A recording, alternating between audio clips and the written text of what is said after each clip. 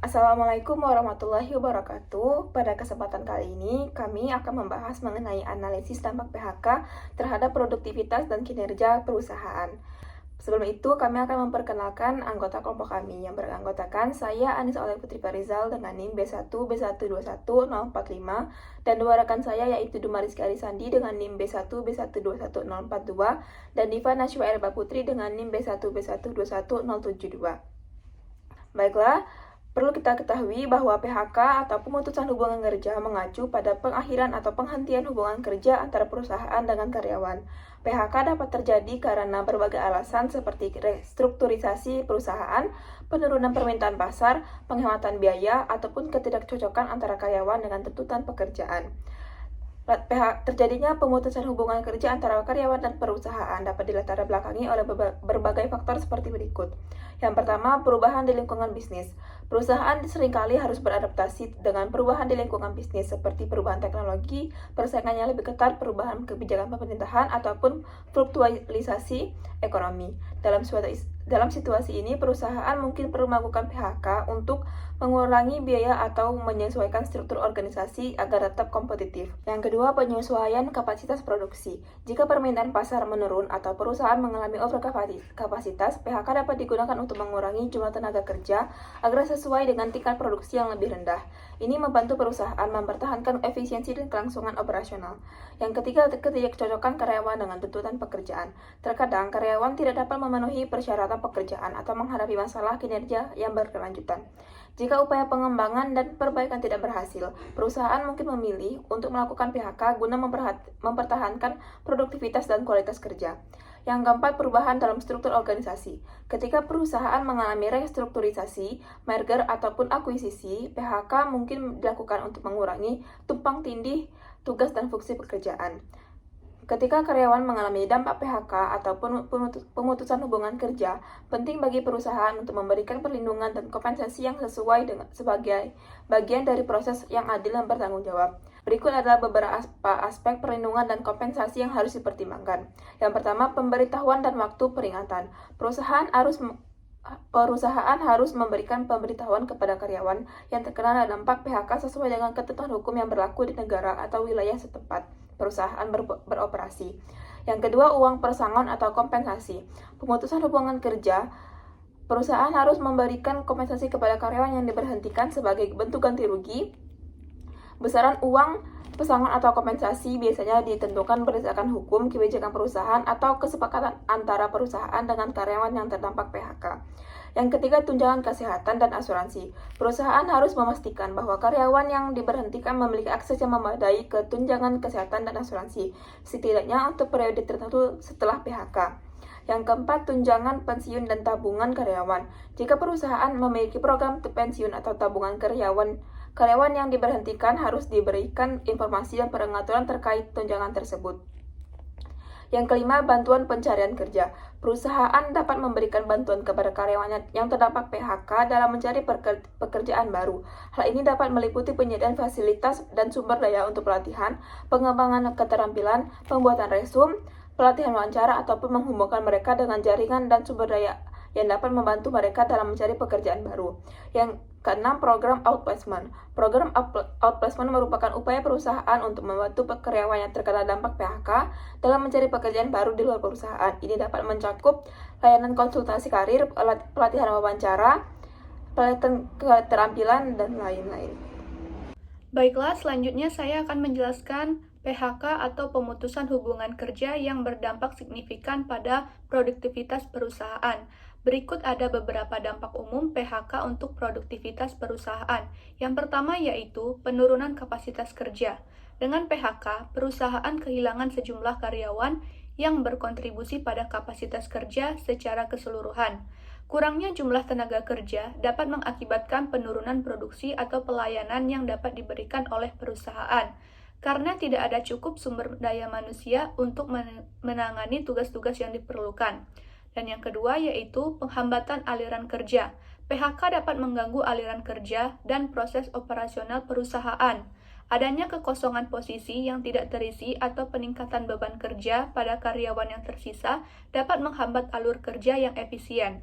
Hal ini dapat mengakibatkan penundaan, gangguan, atau kesalahan dalam menjalankan tugas dan proyek. Yang ketiga, hilangnya kompetensi dan pengalaman.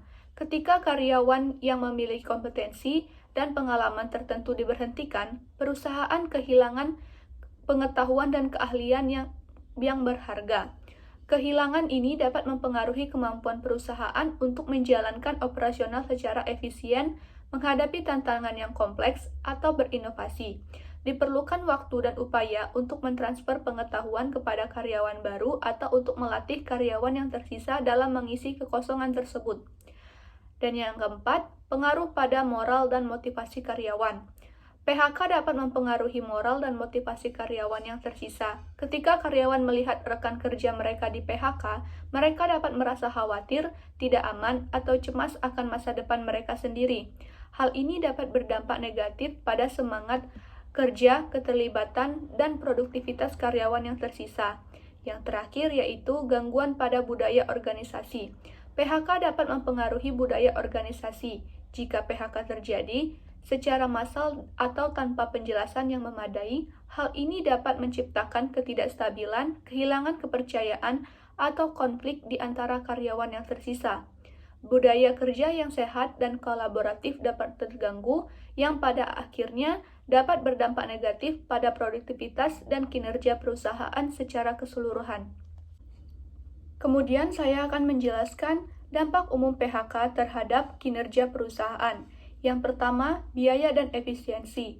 PHK dapat menyebabkan biaya tambahan seperti biaya pemutusan hubungan kerja, penggantian karyawan, dan pelatihan ulang. Selain itu, perubahan dalam struktur organisasi dan redistribusi tugas dapat mengganggu efisiensi operasional perusahaan. Yang kedua, kehilangan kompetensi dan pengalaman. Jika karyawan yang diberhentikan memiliki kompetensi dan pengalaman yang berharga, perusahaan dapat kehilangan keahlian yang sulit digantikan. Hal ini dapat mempengaruhi kemampuan perusahaan untuk bersaing dan berinovasi di pasar. Yang ketiga, citra perusahaan. PHK yang tidak dikelola dengan baik dapat merusak citra perusahaan di mata karyawan, calon karyawan, maupun masyarakat luas. Hal ini dapat mempengaruhi citra merek, daya tarik perusahaan sebagai tempat kerja, serta hubungan dengan mitra bisnis dan pelanggan. Yang keempat, penurunan produktivitas. PHK dapat menyebabkan penurunan produktivitas perusahaan secara keseluruhan. Kehilangan karyawan yang berkontribusi pada produksi, pelayanan, atau proyek perusahaan dapat mengakibatkan penurunan efisiensi dan output. Dengan jumlah tenaga kerja yang berkurang, perusahaan mungkin mengalami kesulitan untuk memenuhi target dan tuntutan pasar. Kemudian, penurunan kualitas dan kecepatan layanan. Dengan adanya PHK, perusahaan mungkin tidak memiliki sumber daya manusia yang cukup untuk memberikan pelayanan yang berkualitas dan responsif. Kurangnya karyawan dapat menghambat kemampuan perusahaan dalam memberikan layanan yang memadai, meningkatkan waktu respon, atau menjaga standar kualitas yang diharapkan. Hal ini dapat berdampak negatif pada reputasi perusahaan dan hubungan dengan pelanggan. Kemudian, ketidakstabilan dan perubahan organisasi. PHK yang signifikan dapat menciptakan ketidakstabilan dan perubahan dalam struktur organisasi dan dinamika tim.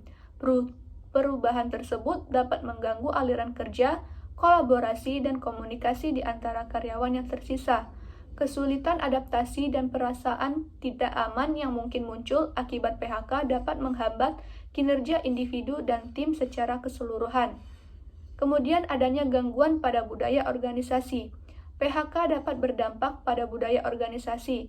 Ketika karyawan diberhentikan, hal ini dapat menciptakan kekhawatiran, ketidakpastian, atau ketegangan di antara karyawan yang tersisa. Budaya kerja yang sehat dan kolaboratif dapat terganggu, yang dapat berdampak negatif pada motivasi, keterlibatan, dan kinerja karyawan. Yang terakhir, penurunan inovasi dan kreativitas. Kehilangan karyawan yang memiliki pengetahuan, pengalaman, dan keahlian tertentu dapat menghambat kemampuan perusahaan untuk berinovasi dan menciptakan solusi baru. Kurangnya perspektif dan kontribusi yang beragam dapat membatasi kemampuan perusahaan untuk menemukan cara baru dalam mengatasi tantangan atau memanfaatkan peluang besar. Penting untuk dicatat bahwa PHK harus dilakukan sesuai dengan peraturan ketenagakerjaan yang berlaku dan prinsip keadilan. Perusahaan perlu menjalankan proses PHK dengan transparansi, memberikan kompensasi dan perlindungan yang sesuai kepada karyawan yang terkena dampak, serta memberikan dukungan dalam mencari pekerjaan baru melalui outplacement atau program pelatihan.